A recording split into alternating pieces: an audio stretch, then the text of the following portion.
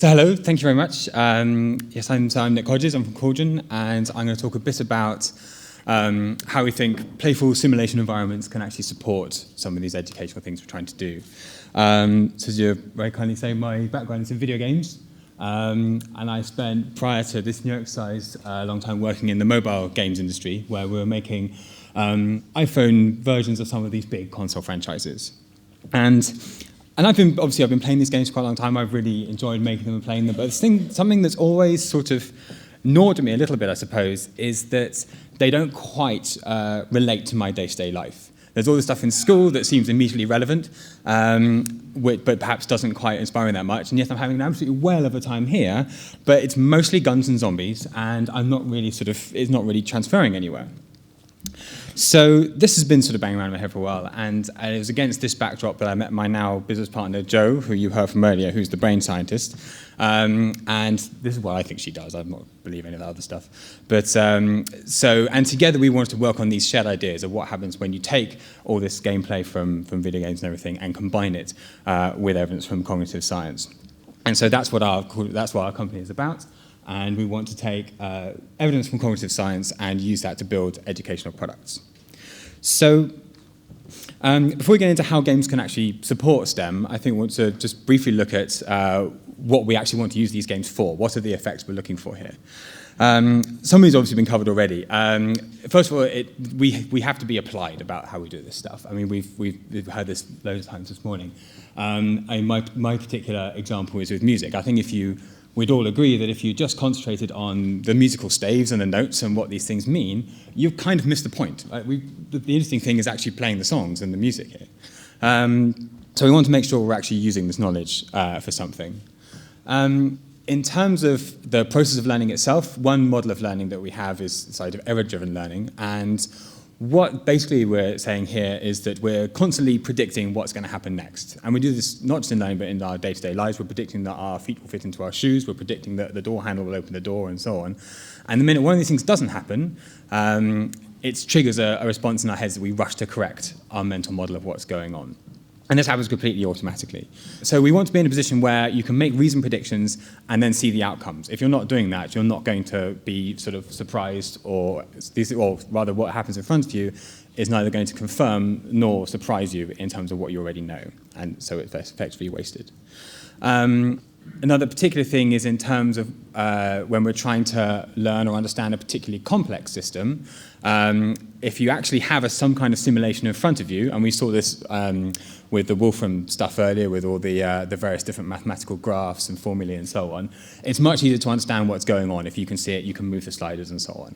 And my one here is we're already pretty good at this in industry with things like visualizations and wind tunnels and so on. And finally, I think with games generally, that there's this effect of repeated exposure, particularly when we're looking at declarative knowledge, so facts, fundamentally. It's really when you see it over and over again. And this, again, particularly my brother's really into football. I don't know if any of you are into football, but people who like football have this encyclopedia-like knowledge of all the players, the teams, positions, everything. They haven't sat there learning this by rote at home, right? They haven't studied for tests in this thing, but yet they know all the stuff about it. So those are some of the effects we're looking for, and I want to share with you some games I think that do start to exemplify these things. Right, so this is cow trading. This is actually a card game, and the way it works is it's basically happy families. You're trying to collect these animals, and they have different point values, and so the chicken being the least valuable and the horse being the most valuable here, and you're bidding for them with money in this game. And you're trying to get the most points, and also sets of 4 give you more points still. Now, the interesting thing that happens with this one is that at certain junctures through the game, all the players get another load of money to spend. And this has a very interesting effect, because when you get to the end of the game, you're suddenly shelling out more money for the least valuable animal, the chicken, than you would have for the horse at the start of the game. And this is pretty bizarre. When you're playing this thing, it seems perfectly logical, but you're sat there thinking, what am I doing, shelling out all this money for this chicken? This can't make sense at all. And this is such a powerful experience, because before, we study things like, something like inflation in this case, we have this completely concrete experience of this very abstract concept. So when you come to then learn it later, in an economic context, you've got something to hang it off. Oh, I remember what was going on there. This is another one called Fantastic Contraptions. This is a physics game. There's quite a lot of physics games. I mean, I'm sure you've all seen Angry Birds, it's also physics-based. But this one I've picked out because what you have to do is you have to get an object, as a ball or a little square, into the goal by building a kind of contraption out of rods and motors. So similar to cow trading, there's a lot of quite subtle underlying systems at play here in terms of physics. There's force, torque, friction, and so on. But you're just happily building your things out of this. And when you actually look at this later, you've got something to grapple it back to. So when you come to look at torque, and you look at the equation for torque, or you type torque into Wolfram, you've now got a concrete experience to hang it back to. Oh, okay, that was my catapult. That's why that didn't work. Okay, now I'm with you. This is actually a game that I did actually play at school, which was a stock trading game. And what we had to do was you had your little sort of book and you wrote down a set of stocks and shares from the paper that you were going to buy. You all had £10,000 of imaginary money to buy. And then it went on for a term or so, and each day you had to go and buy the newspaper and work out what your product was now worth, and you could decide if you were going to sell things or buy things or whatever. Now, in contrast to the last examples, what I like about this one is that now you're going out into the real world in order to play this game. You have to go and buy a real newspaper. You have to look at real stock market information. And then you bring it back, and you're actually playing this yourself in order to actually see what's going on. And that gives you this completely personal experience.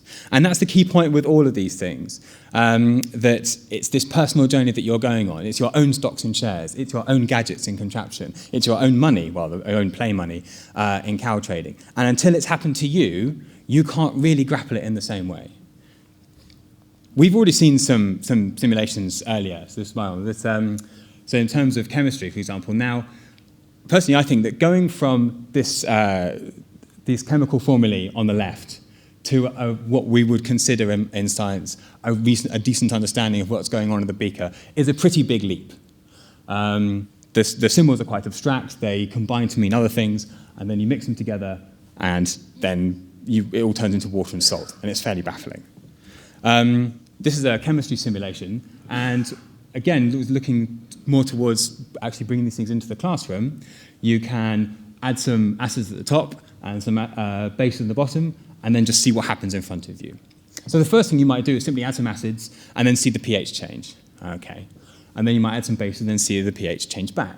And then you can get a bit braver and you can add some other things. Now you'll actually go, okay, I get the pH thing now. Let's see what happens to the actual molecules and see what they then turn into. And once you've had a few goes at this, you've then got much more to hang it off when you're then looking at the beaker, because we've done all this simulation work for you. We talked about simulation support at the beginning. You now have an actual mental model that we've provided. You've seen all these stuff moving around, and all you have to focus on now is the actual chemistry that we're trying to teach. You don't have to simulate all these things in your head. So the last one here, this is one of our recent projects that we've done, which was a game all about the American presidents at the time with the election. And there's lots of stuff in there about who the presidents were and what they came in and so on. The bit I wanted to pick out is the voting part here. So first of all, you can vote in the election. And this was aimed at sort of younger children who are obviously below the voting age, so we wanted to give them a go. So you vote in the election. Then you can go onto the website and see how your vote compares to other people. And so we've got the map here, like you'd see on TV, and you can click on the states and see how they make up. So now you're going from your own self to what the rest of your country sort of thinks. And you can see how your guy's doing in the overall lead. This is more compelling because this is your data in here now. It's not just abstract stock market data. You're in there somewhere. The next thing you can do is you can then go a bit further. So, okay, well, I'm a boy from Texas. What do the girls in California think? So you can drill down a bit deeper into here. And you can look at these more complex charts. And so the journey we were trying to create here was one of, you have a go at your own little thing in your own little world. You can then go and see how that compares to other states, and then you can go and go a bit further down and drill into all these other statistics about ages or gender and so on.